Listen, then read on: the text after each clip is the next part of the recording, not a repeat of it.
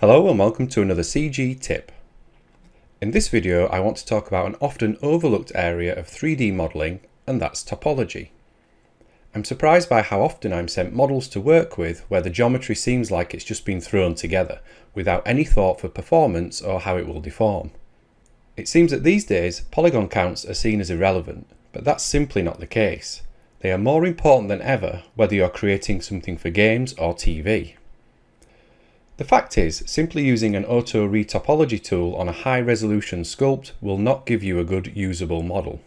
So what I want to do with this video is have a look at some ways you can improve your topology whilst also sharing a few techniques for quickly retopologizing your models. I also have something special for you, so stick around to see what it is. First off, what is topology? All this refers to is the way polygons, edges and vertices form the surface of your model. In particular, how they are arranged and how they will move together when influenced by a deformer.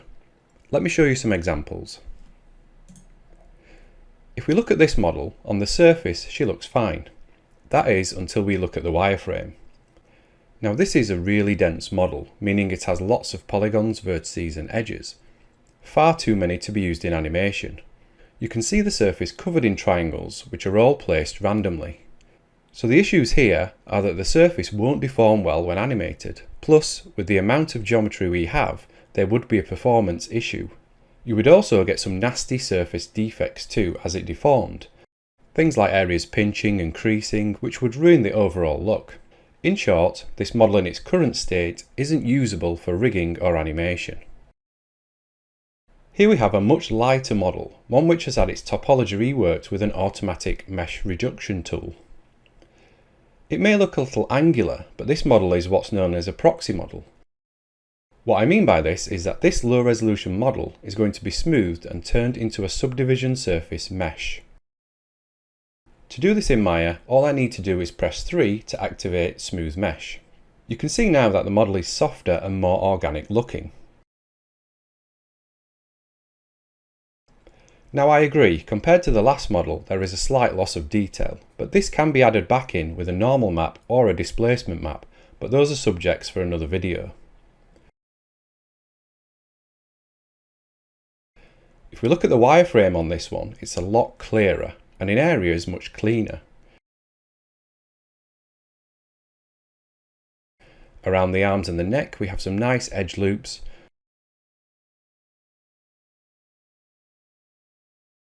But when we look at the stomach and the face, we can see issues. The flow of the geometry is more random and doesn't follow any sort of pattern or guide. So even though the model is better with regards to polygon count, it's still not animation friendly. With the polygon count reduced, the focus now is on how it will deform, and with the edge loops flowing in all the wrong places, you will end up with creases and folds appearing where they wouldn't naturally be.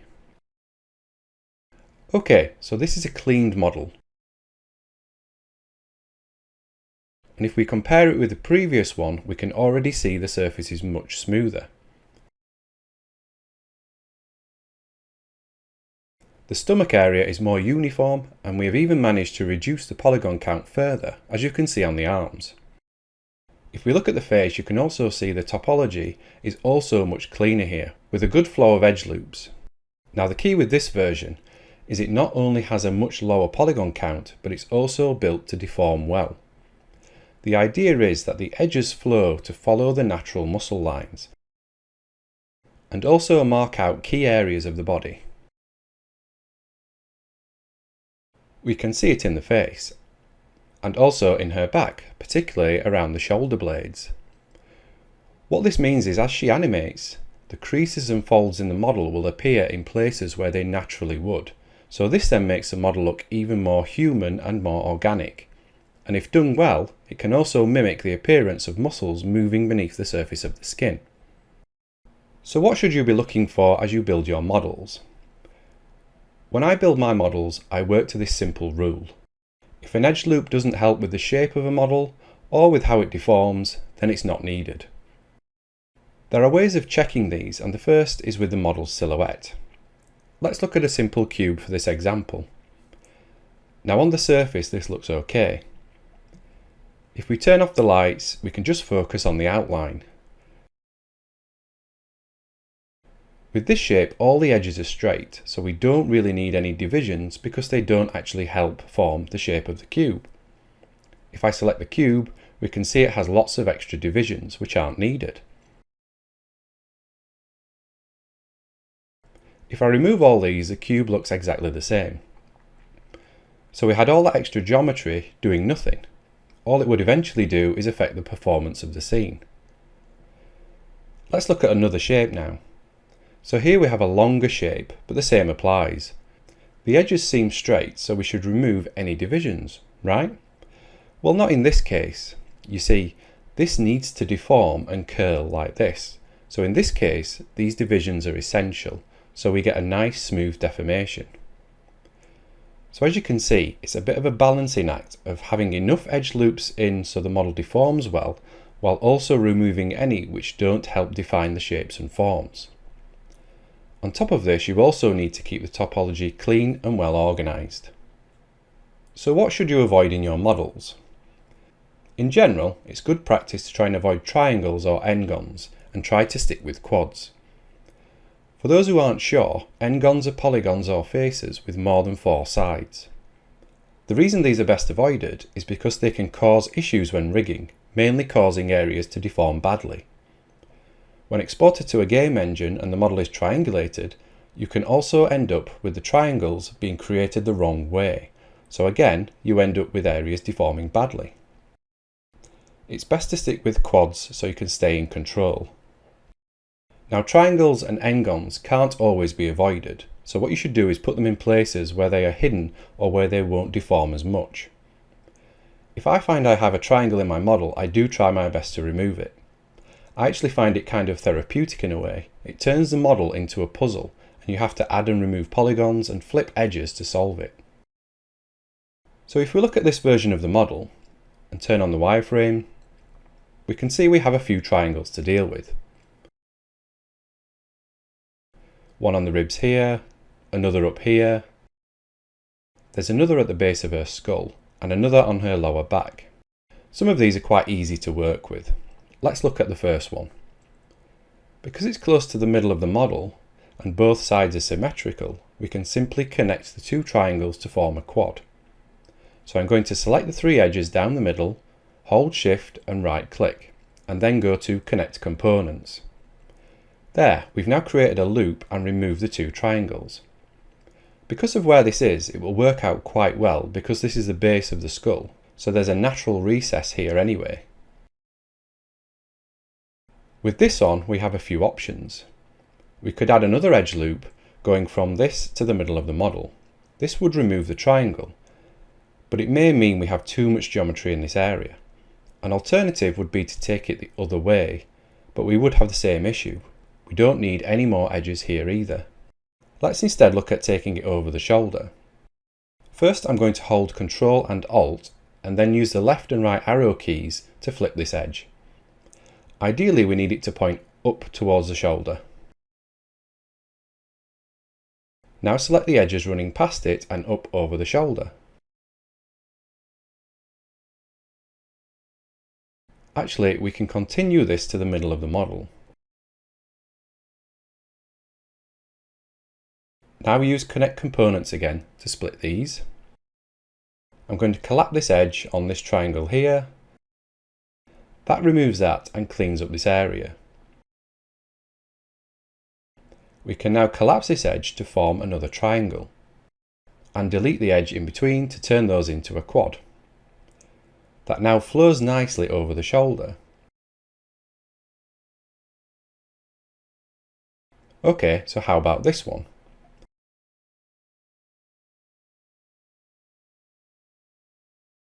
First, let's turn this into a quad. So I'll select all these edges here and connect them and collapse the edge in the middle.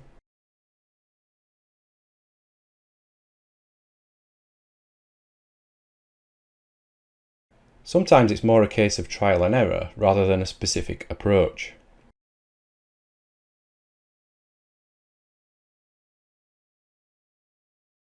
Collapse this edge here. Let's run that around the back now.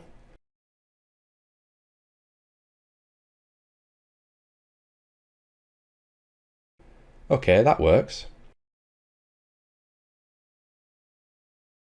Just soften those new edges. Now we have these new edges in the model, it's starting to feel unbalanced. What I mean by this is that the polygons aren't evenly distributed where we've worked. To fix this, I'm just going to use my sculpting tools, in particular the Relax tool. What I like about this is it will spread out the vertices while retaining the model's shape. So I can use it here and you can see the surface spreading and evening out. The same up here and around here.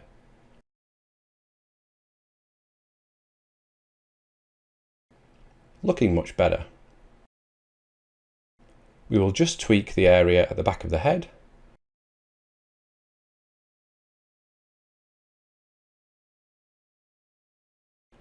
I almost forgot we have two more down here.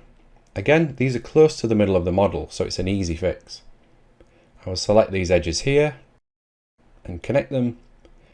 Collapse this edge here to remove that triangle. Finally, use the Relax tool again to clean up the area.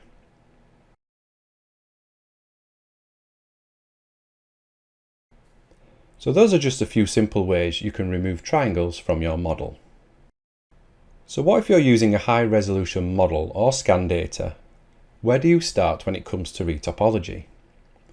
Well, Maya has recently introduced some tools to try and improve the workflow in this area, and these are the Remesh and Retopologize tools.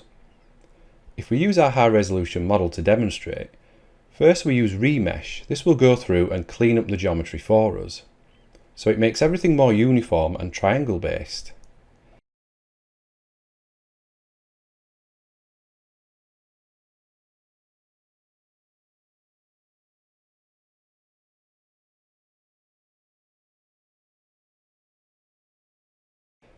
As you can see, this is still very dense geometry, but it's more even and easier for Maya to work with. We can then use the Retopologize tool to reduce the polygon count while also converting it to a quad-based model. Let's just use the default options and see what we end up with. Now this will take a while, so I'll just speed up the video.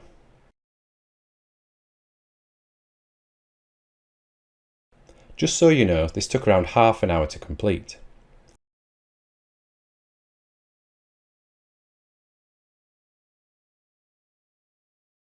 Now this has been quite aggressive, but we did use the default target face count of just 10,000 polygons. With that said, it has done a pretty awful job. The edge loops are all over the place. There's no way this could be used for animation in its current state. It would pretty much need to be rebuilt. So for now, the Retopologize tool is pretty unusable.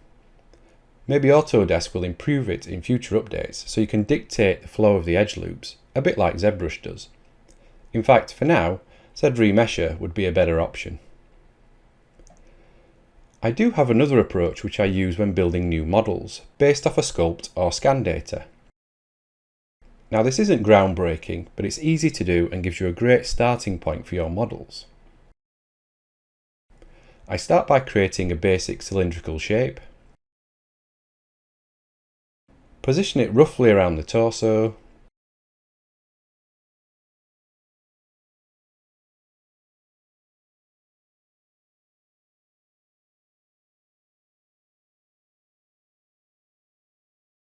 Something like this will do. And remove the caps next.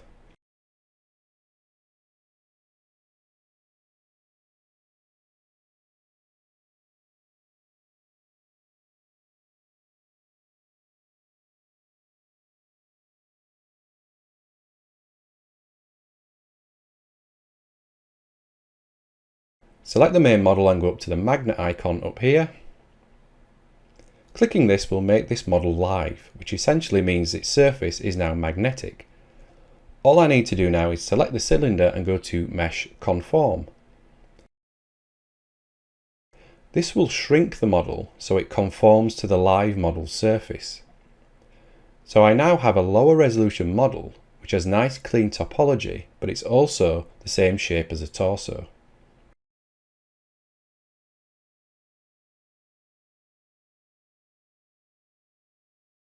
What I do then is go around and repeat that to give me a starting point for the limbs too.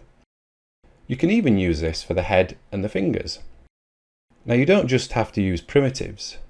What you can also do is use a pre-made mesh which has the right topology and adjust it so it roughly fits the shape of your high resolution model. You can then use conform to make it match, which again will dramatically speed up your workflow.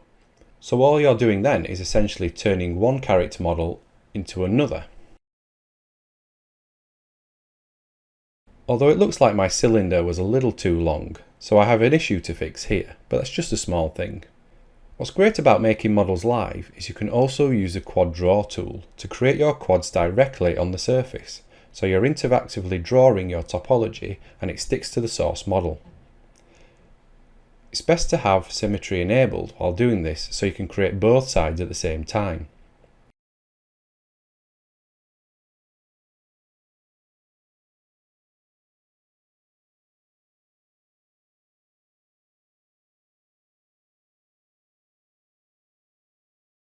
All you do is place points, which are the vertex positions, and then hold Shift. This will highlight where the quad is going to be created, so all you do is click to create. What's good is everything snaps together, so we can move these central points in to close this gap. All we do then is repeat the process to build up the polygon loop.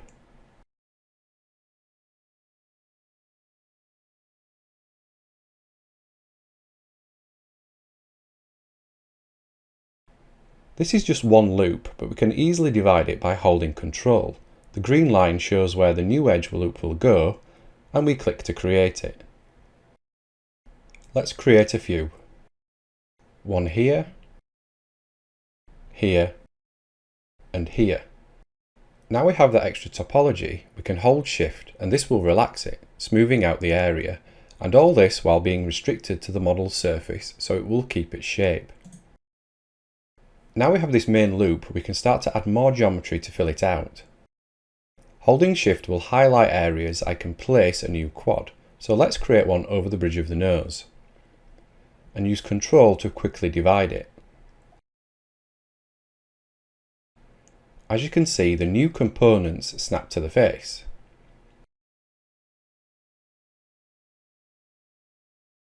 If you make a mistake, simply holding Control and Shift will highlight areas in yellow. You can then click to delete them. Just like this. I'll just add those back in. Let's spread this out a bit more. And use Relax to even things out. Another quick way to create quads is to hold down Tab. You can now see a quad following the cursor. Dragging the middle mouse button will adjust its size if you need something bigger. But with Tab held, you can simply paint the quads onto the model just like this. We can then adjust those and attach them to the main model.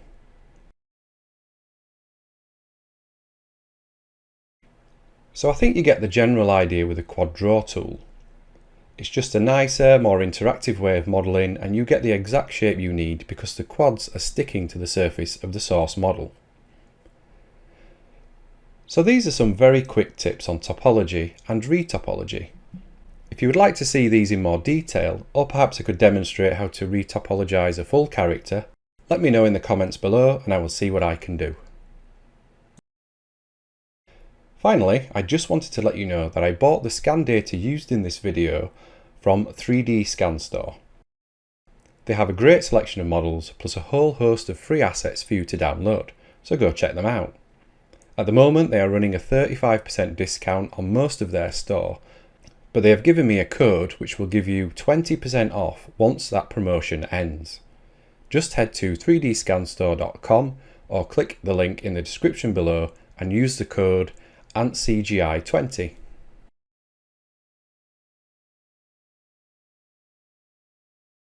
Well, we've come to the end of another video. If you found it useful, please hit that like button to show your support. While you're at it, you could also subscribe and enable notifications so you're kept up to date with future videos and community posts.